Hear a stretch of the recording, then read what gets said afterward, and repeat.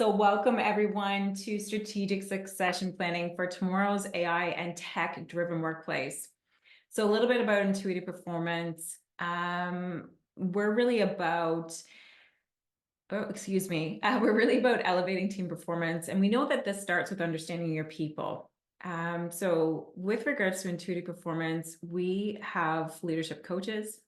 So we focus in on coaching with leaders, I should say, elevating leadership at all levels through your organization. There's team coaching that we offer, which is connecting executive management or department teams to work towards collective goals. So it's really about connectivity. We have our whole person leadership cohorts. So we're supporting managers and leaders on each step of their leadership journey through what we call whole person performance. And that is emerging leaders, elevating leaders, and emotionally intelligent leaders. And last but not least, we have whole person development. So building up individual and team human skills with micro-series, workshops, and keynotes for evidence-backed information, as well as diving into EIQ. So I am your facilitator today, Ange McCabe. I am the CEO and co-founder of Intuitive Performance. With 10 plus years in senior HR roles, sorry, just bear with me 1 second here. I have to move my bar because I can't admit people. The bar's in the way. Okay, so 10 years in senior HR roles, 40 under 40 honoree, so Best Business Award in 2023, top 25 HR professionals in Canada through HR Reporter in 2016, and certified CHRP and ACC coach, as well as a DISC and EIQ assessor and facilitator. As you can tell, my passion is people and really connecting the dots between knowledge and action when it comes to essential human skills. So jumping into our session today, we're going to be walking through steps and strategies for effective succession planning. So identifying and building a talent pipeline for key roles and skills. So essentially, we're going to get into learning to identify key positions and talents within your organization to create a targeted succession plan that really addresses the critical areas. With regards to dynamic talent development, talking about methodologies to dynamically update and develop talent pools in response to emerging technologies, ensuring your team remains adaptable and forward-thinking. So thinking about it along the lines of creating personalized training paths through the use of AI. And discovering how to identify and integrate essential AI and tech skills into your succession planning. With regards to some housekeeping, I'd like us to raise our hand or on screen through the function buttons or on screen if you'd like to speak, jump in, or ask a question. Feel free to utilize the chat function or unmute your mic if there's something pressing for you. If we jump into a group discussion, share from your experiences rather than provide advice. We've found that to be fruitful for participants in past. And if you need to step away, drop a quick note in the chat. We totally understand. We're all humans first. Before we get going, I would like to just throw up a quick poll here to let us get to know you. Identify if you are in the human resources seat, leadership seat, individual contributor. So I'm going to put up the poll, and it's just one question. So again, just identifying if you're HR, leaders, individual contributor, or other. Wow, full of HR in the room. Fantastic. Okay, we can really dive in today. Here we go. I like really to kick off our webinars with interesting statistics. And the one that really struck me with how much we've been talking about and will touch on, as well as later on with the cost of turnover and the risks associated with vacant roles. So we know that only 35% of organizations have a formalized succession planning process for critical roles. I'd like to hear from you, everyone in the room as well. Just jump in the chat. Do you currently have succession planning or training tracks in place for your teams?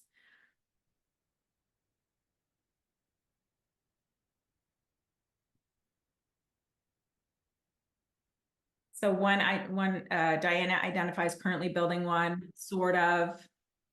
Okay. We're working on succession for the first level leadership.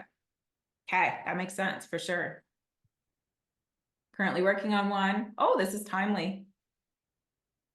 Great, great thoughts, everyone. As we get into this session, is there anything burning or pressing that you would like to know about succession planning today? Just so I can make sure that I add that into the objectives if it hasn't already been listed. Feel free to jump in the chat.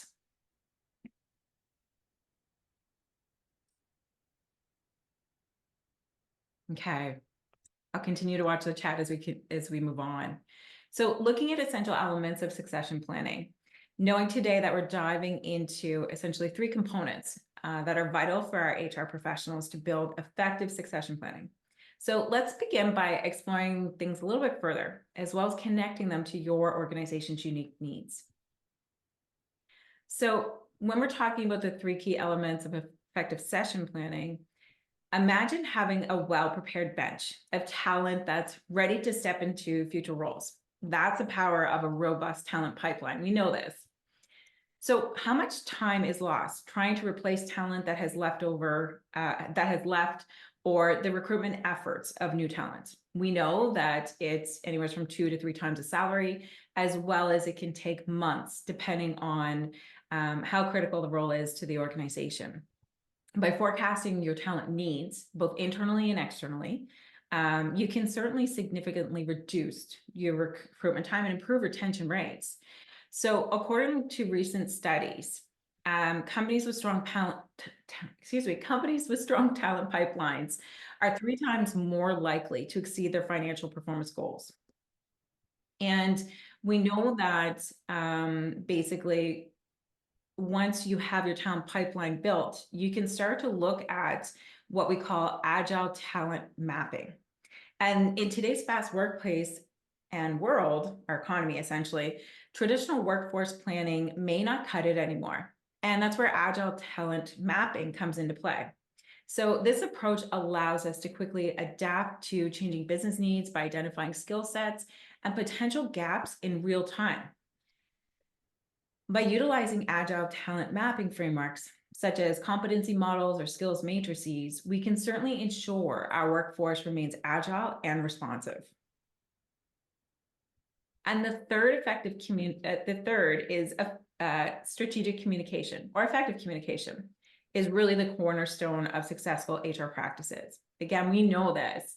Clear and transparent communication builds strong trust amongst candidates, employees, and your stakeholders. We know that research shows that companies with strong communication practices in place yield 47% higher total returns to shareholders. So let's explore some best practices to enhance our communication efforts and drive engagement across the organization. So how do we look at each component? Taking in unique needs of each organization, because it's not really about a one-size-fits-all model. So we want to look at things from an assessment perspective. So taking a step back to assess the organizational needs. So what is the current state, including your strategic goals, workforce composition, talent requirements? Also keep in mind that our talent management streams are demanding of us to not only look at today's market, but also 3 years ahead. And identify if there's any specific challenges or opportunities that are really unique to the organization, such as rapid growth, industry shifts, or culture dynamics. We know that, post-COVID, it's really opened up hybrid working, for example, which also has a domino effect in reaching across multiple cultures, which matters, and this needs to be considered as well. Looking at the customization of strategies. So one thing in past experience that can be useful, I guess, as a share is when you're looking at these types of strategies, it's automatically thinking, how can I apply this to my organization? What fits? What doesn't fit? And potentially, is there other pieces of other models that really truly fit with the organization to make it your own?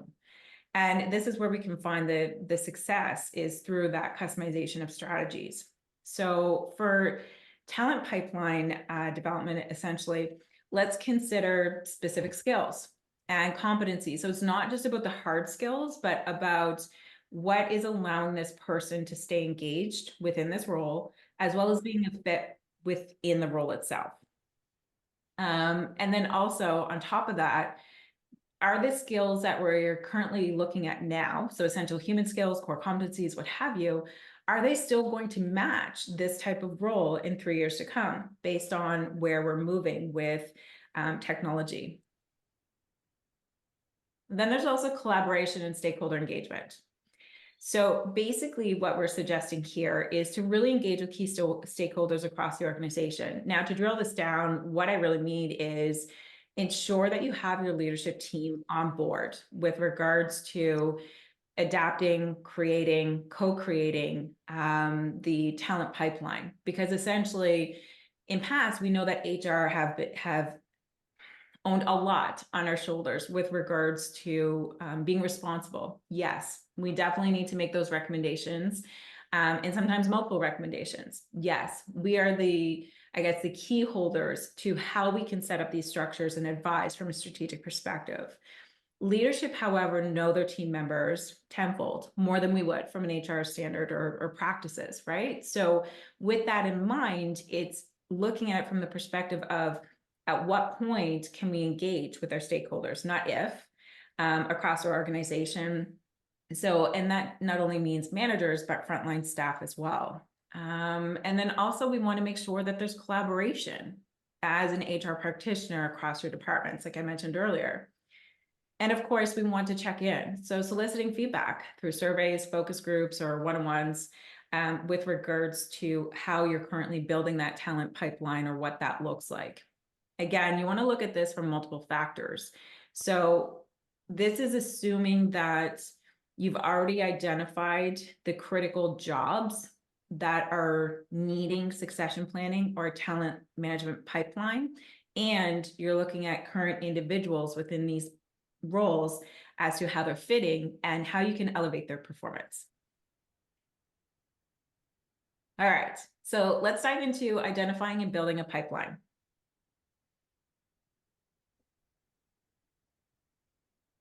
When we're thinking about this from a succession planning perspective, we're going to talk a little bit more about the pipeline itself a little bit first before we jump into the AI portion. And I'm kind of curious to know if we could jump in the chat again. How confident are you in your talent pipeline? So 1 being not confident at all, and 10 being, heck yes, we have talent success. Just drop it in the chat. We have a 5, 5, 7.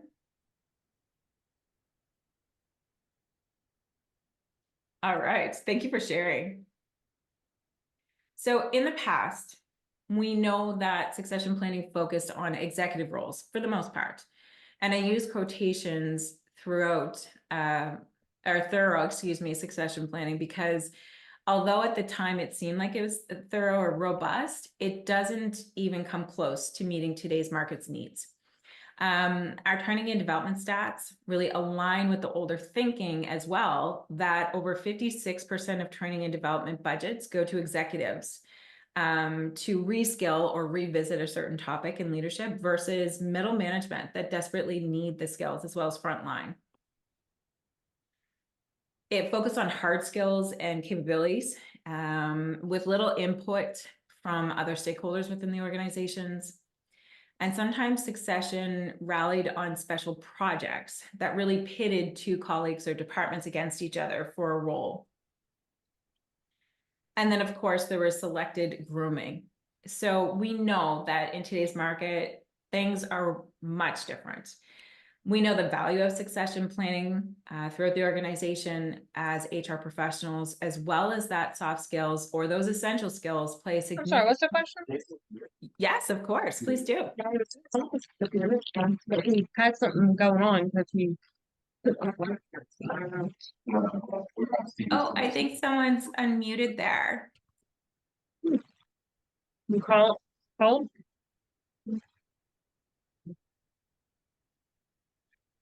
Oh, sorry, just bear with me 1 second. Thank you. So we know that essentially competition in the workplace can be healthy when executed correctly, and that planning and mentorship both play vital roles when it comes to the longevity of your thriving team. All right, let's go a little bit further. So basically, walking through the 3 steps and identifying, building our talent pipelines, it's really essential to understand our organization's unique needs. So what are the key positions? What is the instrument that we're using to achieve your strategic objectives? And as we leverage our workplace planning data, you can certainly anticipate future talent requirements and ensure that there's alignment with your business goals. So looking at looking at the expected trends and unexpected turnover, upcoming department expansions, projects, and comparing with historical data. I'm sure you can kind of read between the lines as well in that this is going to positively impact your recruitment pipelines as well as your onboarding pipelines. And we're remembering that effective talent identification really begins with a clear understanding of your organizational landscape. So that is a primary reason why executive leadership needs to be minimally bought into the idea of talent mapping, so that you can understand the forecasting in the landscape. And in short, looking at which positions essentially require succession planning based on priority of not just the organizational objectives, and the relevancy of the position, but again, forward looking.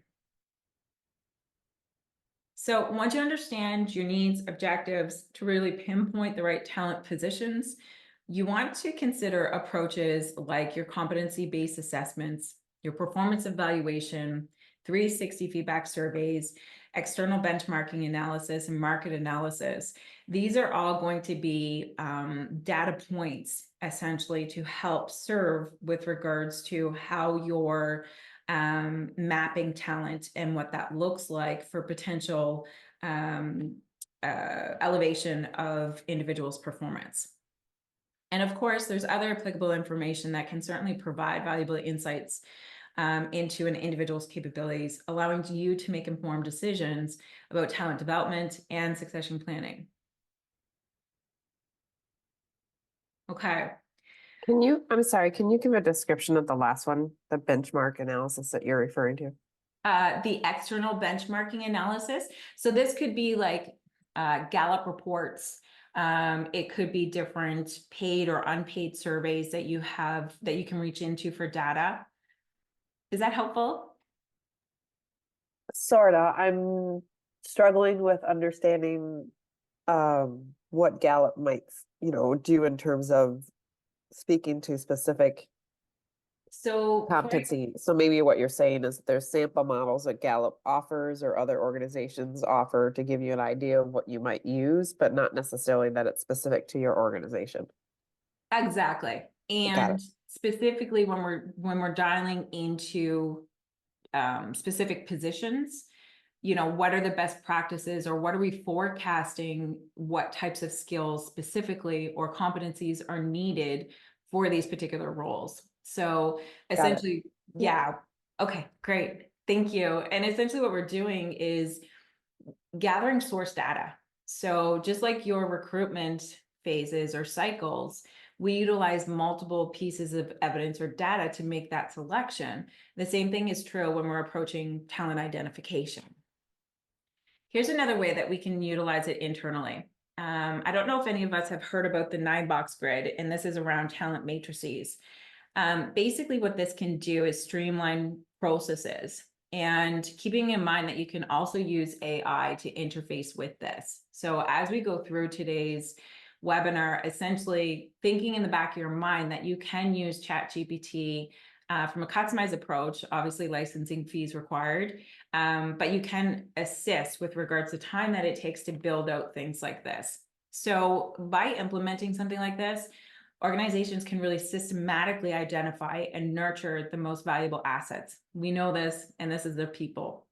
And ways to customize a succession framework are to essentially tailor your descriptors of each box. So level of performance. So for example, if you have high performance in one box, what does that mean to you and the organization? So we want, of course, this to be as ethical, consistent, and fair as possible. And it could be that high performance means that they're an asset to the company and that you define the level as eligible for promotions. So you're almost creating a a spectrum of where your talent groups can rest with regards to highly promotable to, needs improvement type thing. Having the intention to plan for employees and where they fall in the grid. From an HR perspective, it's great to be able to peg people to positions. However, we are humans first. So, from a learning edge, I think there's also an opportunity for HR to influence management or leadership, that once individuals are identified, that conversations are open and transparent throughout the whole process to ensure that data is real, live, eligible, and accessible. And then collect as much information and data as possible to really fill in your matrix. So this can give you a picture as to not just the names of the people, but also the types of positions. Tanya's asking, does anyone use other methodologies besides 9-box or other recommendations? That's a great question, Tanya. From a strategic planning perspective, there's also things like there's SWOT analysis, there's behavioral analysis, there are opportunity analysis, I think is what it was called. And then for other talent identification, there can be different ranking methods that can transpire as well. But yes, add to the list, everyone. So let's take a quick look at agile talent mapping. Essentially, when we're thinking about agile talent mapping, it's really a dynamic approach to workforce planning and management that emphasizes flexibility, adaptability, and responsiveness to changing business needs.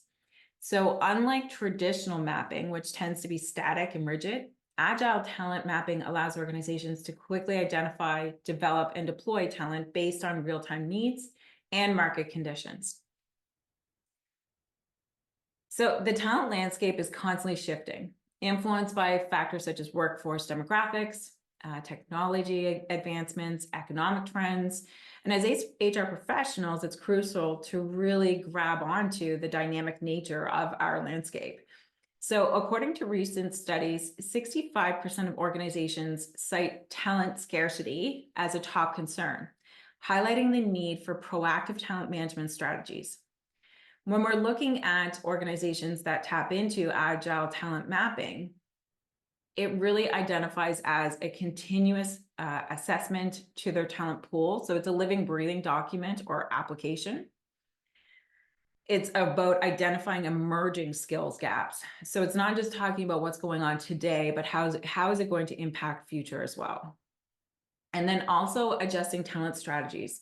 It's about leveraging internal talent, so upskilling, reskilling, tapping into external sources, freelancers, agencies, contractors, or consultants. Just curious with everyone, how many of us are currently looking at training and development to upskill your talent pool for today's dynamics? Just jump in the chat box there. Excuse me. So Diane says our talent team is awesome. Jake Kiesling says we are. Tanya, we are. Fantastic. So looking at some key aspects of agile talent mapping, what this really includes is, again, real-time data analysis. So we're monitoring our workforce data, the market trends, the business needs to really identify gaps and opportunities. Also adding to this, is there any trends? I think that's really important, especially in the seat that we sit in, to understand if there's particular trends per the roles that we house within our organization. Then there's matching talent to specific projects or roles based on the skills, competencies, and availability, rather than traditional job titles or hierarchies. I know that this can sound a bit sticky to a lot of organizations who aren't focused on project-based jobs, but it's something that could be advantageous for many organizations to consider. Cross-functional collaboration. So essentially collaborating across our departments and teams to leverage diverse perspectives and experience in talent mapping and deployment decisions. Looking at agile workforce development, and practices in talent development, such as rapid upskilling, project-based learning, flexible career paths. Those are all kind of key things or best practices. And we know that iterative adjustment is the way to be. So reviewing, checking back, and adjusting our talent mapping strategies based on feedback, the performance metrics, and changing business priorities. So overall, agile talent mapping enables our organizations to build a more agile and resilient workplace that's capable of quickly adapting to evolving market conditions and driving sustainable business growth. From the HR seat, it's really looking at the organization through the talent lens as, leveraging that learning mindset. So to navigate this one, there's 8 elements essentially of effective agile talent management. And what we're looking at are a lot of things that we've already spoke to earlier today, but also looking at things that are quite necessary that may not be totally organic. So what does an open communication structure look like for your organization when it comes to talent mapping and talent management? Is there an opportunity for flexible job roles? It really depends on the type of work that we're doing and our culture. Resource and support provision. What does that mean? How can you define that for your organization, and especially from accountability perspective between the key stakeholders? How are you currently measuring and looking to improve the decision-making speed when it comes to your talent management mapping? And what are you currently doing to ensure that there's an alignment of team objectives? Of course, we want to make sure that we're developing a backfill plan, and we're continuously looking at the goals and objectives. Gone are the days in having something that's stagnant, that's going to last for 3 years. Rather, looking at stretch goals or pivot goals, even with talent management, is super important. So our last area of focus today, we're going to look at how to identify and integrate essential AI and tech skills into your succession planning, to ensure that your future leaders are equipped to drive innovation and maintain a competitive edge. So a tech-driven and AI workplace presents several challenges for organizations and teams. So there's rapid technology changes. So the pace of tech advancement and AI and other tech fields we know is rapid, leading to constant updates, new tools, and evolving best practices. So organizations and teams really should adapt to these changes to remain competitive, which can be challenging to keep up with. What we're hearing as of late is that a lot of tech companies are looking to move some things in-house when it comes to AI-driven technology. We're also looking at the skills gap piece again. So as technology evolves at a quickened pace, it creates a growing gap between the skills required by the latest technologies and what is possessed by your team members or your employees. So we may struggle to find employees with exactly the necessary expertise or looking at investing in upskilling existing staff to make sure that we're bridging that gap. And this probes the question, what technology skill sets are valued in each company, and how will this align with talent management training? So job descriptions obviously are going to change, as well as the pace and priority of upskilling teams. Just to pause for a second, everyone, I'm curious to understand, based on the changing technology trends and changes, what type of skill sets do you see that are needed, which could be net new or something that's more of a trend now that was before? Feel free to jump in the chat or unmute. So Diane is saying, we're an IT consulting company and they're seeing a high demand for cyber and cloud tech positions. Makes total sense. Thank you for sharing. There's also the rise of ethical considerations. So as our AI tech rises, so do ethical considerations and questions around biases, fairness, and transparency. So as an organization or as an HR practitioner, it's our responsibility really to understand what type of AI tools are we bringing into or suggesting or influencing to bring into the organization, And we must navigate these ethical considerations when developing and deploying any AI solution, really to ensure that they align with the company values and do not inadvertently harm individuals or communities, essentially within your employment culture. So basically, this is an implied responsibility for companies to really look under the hood of technology and software that they're using. Whether that be through advisement of your CTO or reaching out to a third-party consultant to assist the same. We're also hearing that there's a data management firm, people that simply understand the tech field and the changing landscape. Yeah, so when I'm thinking about this from essential human skills, adaptability, flexibility, the ability to keep pace with changing the changing speeds and needs. You've been crying. Oh, Good. So my theory is that's how he saw my car. He's been doing this. oh, sorry, Gretchen. I'm just going to put you on mute there. Then we look at talent retention. So in a competitive tech market, retaining top talent, of course, is a constant upward hill battle or challenge for a lot of organizations. So we must offer those attractive incentives and opportunities for career growth, excuse me. And of course, a positive work environment to retain skilled employees in high demand tech roles. With this in mind, are different opportunities or maybe net new opportunities that could be creative with regards to the talent retention. So what are the top skills, specifically the top 6 skills you should pay attention to with regards to your team members to thrive in a tech-driven AI workplace? So there's continuous learning.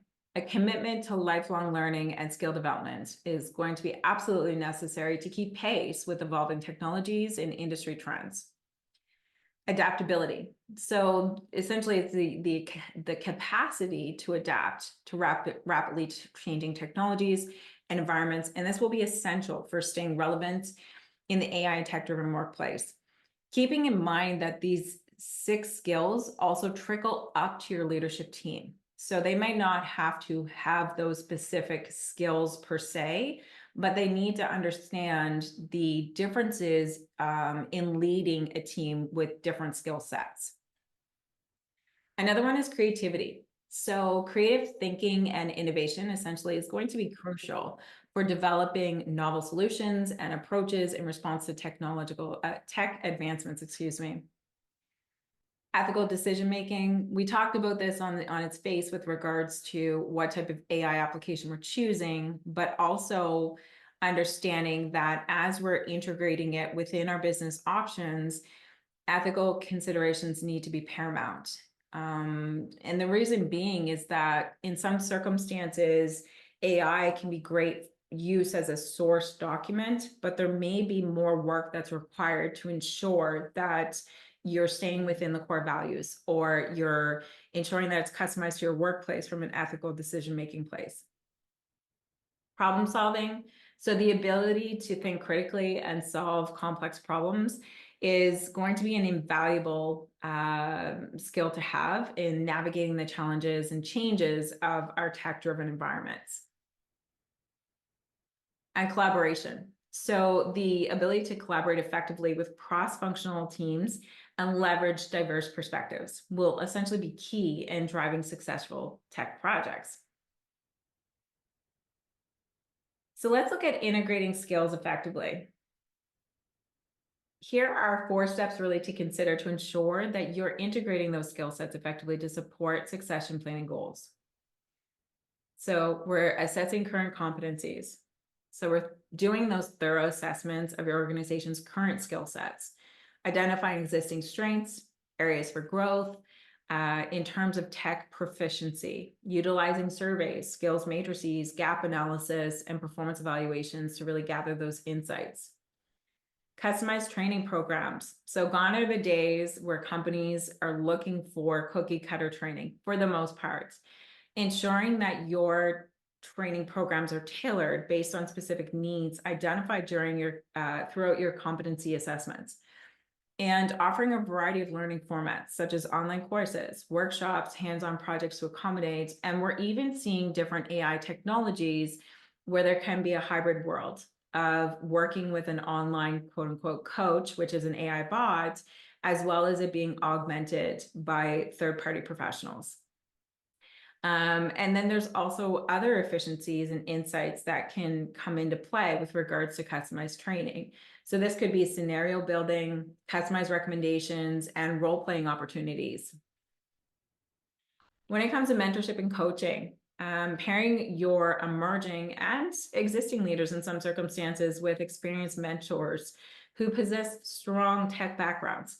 So encouraging those regular one-on-one meetings and opportunities for knowledge sharing, essentially implementing coaching frameworks that focus on goal setting, feedback exchange, and skill development plans, which isn't your typical kind of mentorship arrangement.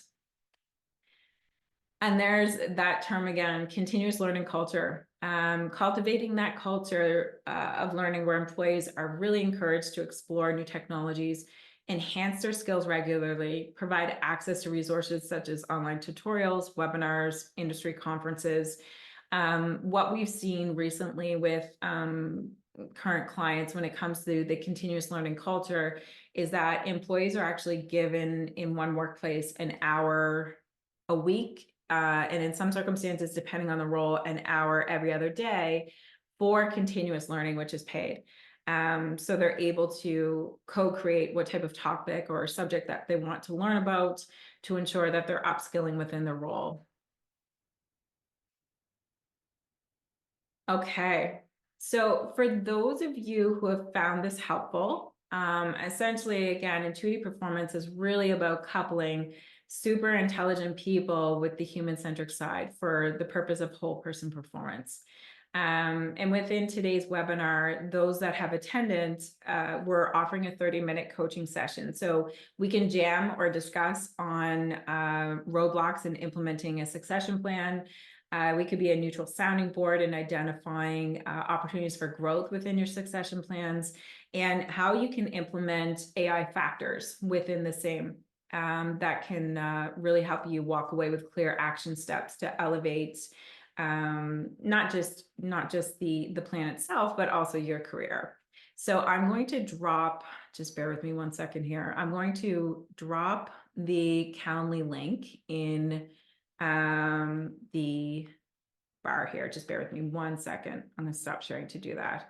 In the meantime, if anyone has any questions or thoughts with regards to emerging AI technologies, as well as your succession planning, feel free to come off mute because we do have a few minutes remaining. Okay, so I've dropped the Calendly link in.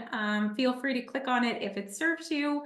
Would be happy to jam with you for 30 minutes to unpack your current succession planning objectives and where you're going with them. And if anybody is looking for tailored training, we're certainly here to help. Thank you so much for your time today.